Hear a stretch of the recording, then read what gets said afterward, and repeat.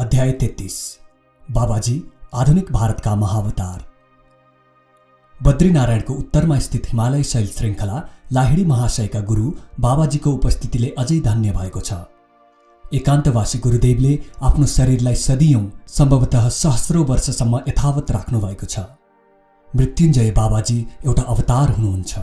अवतार एक संस्कृत शब्द हो जसको अर्थ हो ओर्लनु।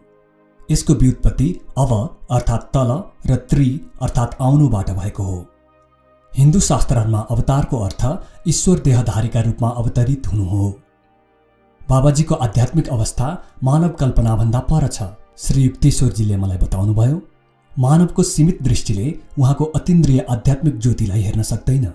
यस अवतारको उचाइको स्पष्ट चित्र कल्पना गर्नु सम्भव छैन, यो अकल्पनीय छ। उपनिषदहरूले आध्यात्मिक उत्कर्षको प्रत्येक अवस्थाको सूक्ष्म रूपले वर्गीकरण गरेका छन्। एउटा सिद्ध पुरुष जीवनमुक्त अवस्थाबाट परामुक्त अथवा मृत्युमाथि सम्पूर्ण विजय गरेको अवस्थामा पुग्छ। ऊ मायाको नागपाश र जन्म मरणको चक्रबाट पूर्णतः मुक्त भएको हुन्छ।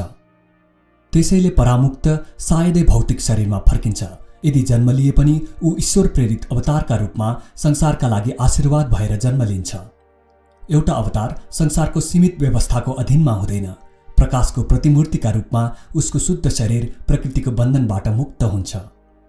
सामान्य तरिकाले हेरियो भने अवतारको आकृतिमा कुनै असाधारण विशेषता देखिँदैन, तर कहिलेकाहीँ उसको छाया देखिँदैन, न त भुइँमा घोडाको चिन्ह नै देखिन्छ। यी बाह्य लक्षणहरू आन्तरिक अन्धकार र भौतिक बन्धनबाट मुक्तिका प्रमाण हुन्। यस्ता दैवी पुरुषले नै जीवन र मृत्युको सापेक्षताको सत्यलाई जान्न सक्छन्। उमर खय्याम, जसलाई धेरैले बुझ्न सकेनन्, ले मुक्त पुरुषहरूका बारेमा आफ्नो अमर कृति रुबाइयातमा वर्णन गरेका छन्। आहा, मेरो आनन्ददायिनी अक्षय चन्द्र, स्वच्छ आकाशको चन्द्रमा उदित हुँदैछ फेरि। कतिपल्ट उदित भएर खोज्नेछ मलाई, यसै प्रकृतिको बगैँचामा खोजेर हार्नेछ। अक्षय आनन्द चन्द्र परमात्मा हुन्, जो शाश्वत ध्रुव हुन्, जो कालगणना दोषले रहित हुन्। स्वच्छ आकाशको चन्द्रमा बाह्य जगत हो, जो सृष्टि र प्रलयको नियमले बाँधिएको हुन्छ। आत्मसाक्षात्कारद्वारा यी फारसी सुफी सन्तले आफूलाई प्रकृतिको बगैँचा वा माया स्वरूप यस पृथ्वीमा आवागमनबाट मुक्त गरे। यसै बगैँचामा मलाई खोजेर हार्नेछ। चिरमुक्त सन्तप्रति आश्चर्यचकित विश्वको कस्तो निष्फल खोज। ईसा मसीहले आफ्नो मुक्तिको सङ्केत यसरी दिएका छन्। अनि एउटा लेखनदास आयो र भन्यो, तपाईँ जहाँ जहाँ जानुहुन्छ म पनि आउँछु। अनि जिससले उसलाई भने, फ्याउरोका लागि ओढार हुन्छ, आकाशका चराहरूका लागि गुण हुन्छ, तर यो मानिसको छोरोका लागि ओत लाग्ने ठाउँ कहीँ छैन। सर्वव्यापकताले व्याप्त क्राइस्टको अनुसरण परमात्मासँग साक्षात्कार नगरी कसरी सम्भव छ? कृष्ण, राम, बुद्ध र पतञ्जलि भारतका अवतारहरूमध्ये थिए। दक्षिण भारतका अवतार अगस्त्य ऋषिका बारेमा तामिल भाषामा काव्य रचना प्रचुर मात्रामा पाइन्छ। उनले ईसापूर्व र पछिका शताब्दीहरूमा धेरै चमत्कारहरू गरे र यस्तो मान्यता छ कि उनको भौतिक शरीर अझै विद्यमान छ। भारतमा बाबाजीको उद्देश्य महापुरुषहरूलाई आफ्ना विशेष प्रयोजनहरू पूरा गर्नमा सहायता गर्नु हो। यस प्रकार शास्त्रीय वर्गीकरण अनुसार उहाँ वास्तवमा महाअवतार हुनुहुन्छ। उहाँले भन्नुभएको छ कि उहाँले सन्यास आश्रमका पुनर्संगठन शङ्कराचार्य र सुप्रसिद्ध मध्यकालीन सन्त कबीरलाई योगको शिक्षा दिनुभएको थियो। हामीलाई थाहा भए अनुसार 19औं शताब्दीका उहाँका मुख्य शिष्य क्रियायोगका पुनरुद्धारक लाहिडी महाशय हुनुहुन्थ्यो। बाबाजी क्राइस्टका साथ सधैँ सम्पर्कमा रहनुहुन्छ। दुवैजना मिलेर मोक्षदायी स्पन्दनहरू पठाइरहनुहुन्छ र उहाँहरूले यस युगको उद्धारका लागि आध्यात्मिक प्रक्रिया तयार गर्नुभएको छ। एकजना शरीरी र अर्का अशरीरी दुवै पूर्ण ज्ञानी गुरुहरूको काम हो राष्ट्रहरूलाई युद्ध, जातिभेद, धार्मिक साम्प्रदायिकता र भौतिकवादका अनिष्टकारी असत्यहरूको परित्याग गर्न प्रेरणा दिनु। बाबाजी आधुनिक युगको प्रवृत्ति, खास गरी पश्चिमी सभ्यताको प्रभाव र त्यसको जटिलतासँग परिचित हुनुहुन्छ र उहाँले बुझ्नुभएको छ कि आत्ममुक्तिको बाटो योगलाई पूर्व र पश्चिममा समान रूपले प्रसार गर्नु आवश्यक छ। बाबाजीबारे कुनै ऐतिहासिक विवरण नभएकोमा हामीले आश्चर्य मान्नु पर्दैन। महान गुरु कुनै शताब्दीमा पनि प्रत्यक्ष रूपले प्रकट हुनु भएन। उहाँका युगव्यापी योजनाहरूमा भ्रम उत्पन्न गर्ने प्रचारको कुनै ठाउँ छैन। एकमात्र अदृश्य स्रष्टा झैं मौन शक्ति बाबाजी पनि नम्रतापूर्वक गोपनीय भावले आफ्नो कार्य गरिरहनुहुन्छ।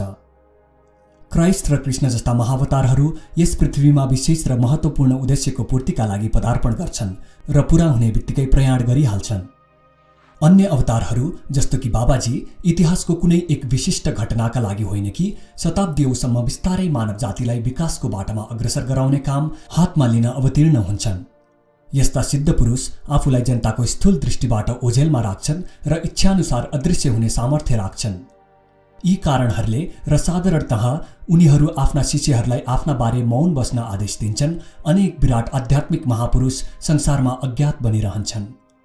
यी पानाहरूमा म बाबाजीको जीवनका केही आभास मात्र र केही यस्ता तथ्यहरूको मात्र उल्लेख गर्दैछु जो उहाँ जनतालाई बताउन लायक र उपयोगी ठान्नुहुन्छ।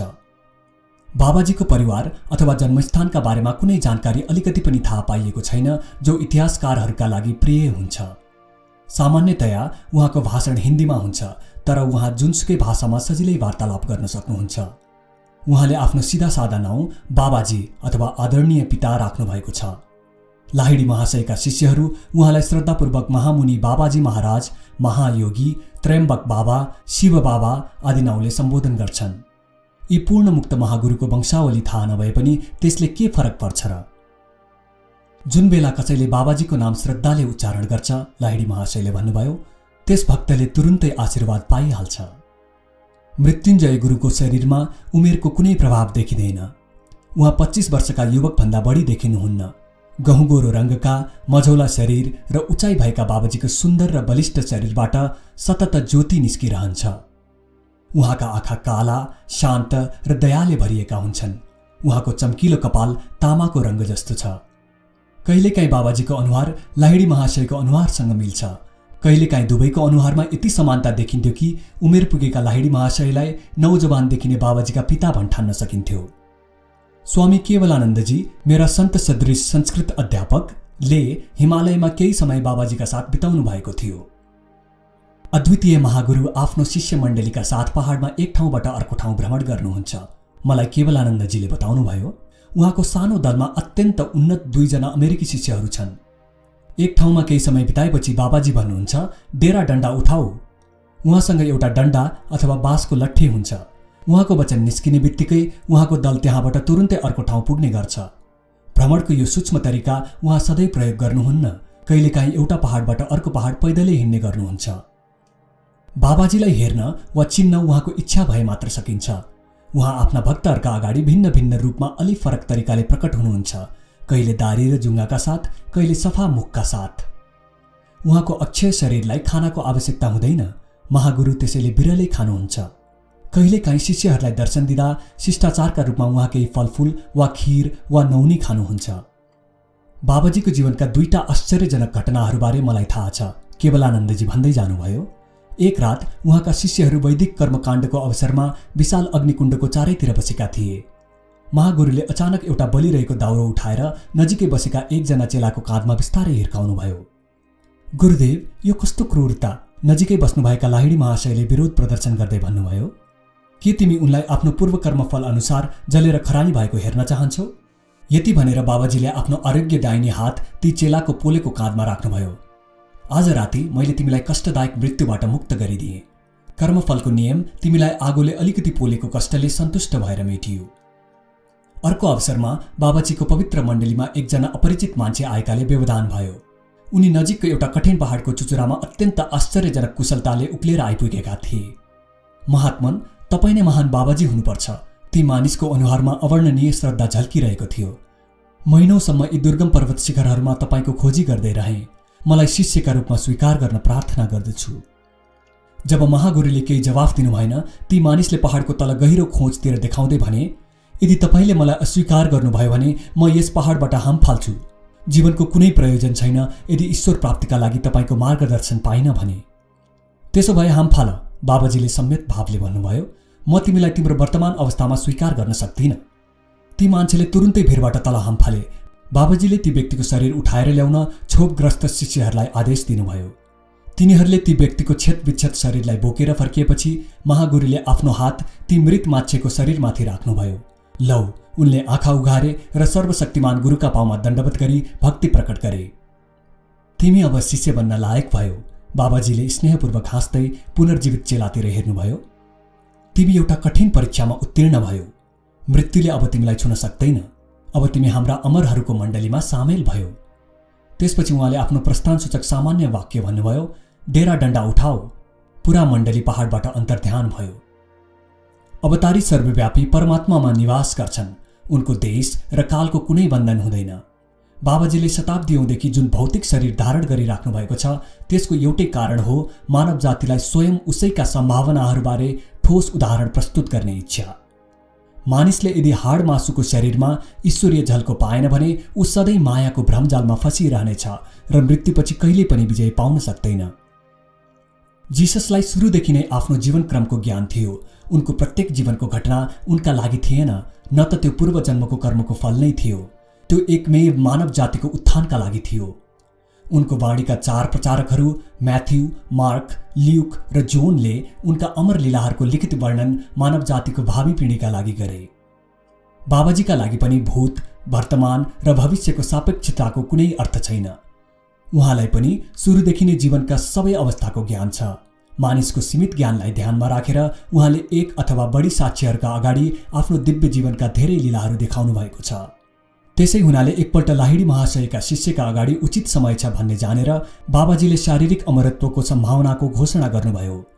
उहाँले यो प्रतिज्ञाको उच्चारण रामगोपाल मजुमदारका अगाडि गर्नुभयो, जसले गर्दा यो कुरा अन्य मुमुक्षुहरूका लागि पनि प्रेरणाप्रद होस्।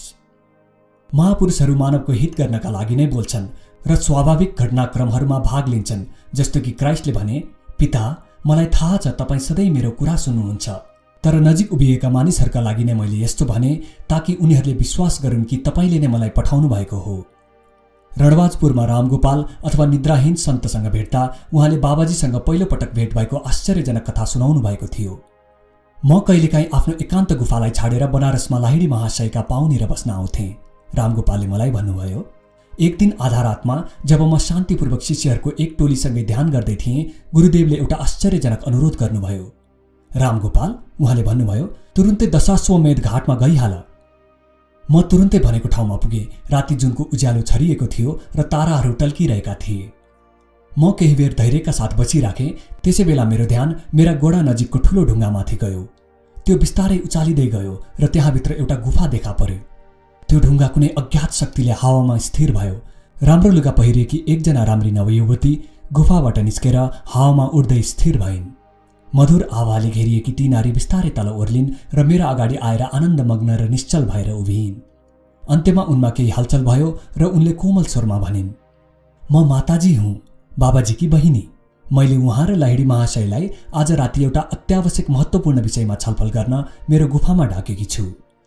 गङ्गाजीमाथि तारापुञ्ज जस्तो प्रकाश छिटो तैरिरहेको देखियो। त्यो अनौठो प्रकाशको छाया गङ्गाजीको अपारदर्शी पानीमा देखा पर्दै थियो।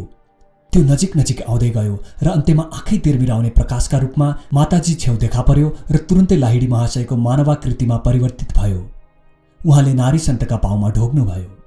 यस्तो अचम्मबाट म सम्यत पनि हुन पाएको थिइनँ। आकाशमा एउटा रहस्यमय वर्तुलाकार ज्योति आइरहेको देखेर म छक्क परेँ। छिटो तल ओर्लेर त्यस चक्रको आकारको ज्योतिपुञ्जले एउटा नौजवान पुरुषको रूप धारण गर्यो। मैले तुरुन्तै बुझिहालेँ उहाँ बाबाजी हुनुहुन्छ। उहाँ लाहिडी महाशय जस्तै देखिनुहुन्थ्यो, तर उमेरमा आफ्ना शिष्यभन्दा धेरै कम लाग्नुहुन्थ्यो र उहाँको लामो उज्यालो कपाल थियो। लाहिडी महाशय, माताजी र मैले महान गुरुका पाउमा ढोग्यौँ।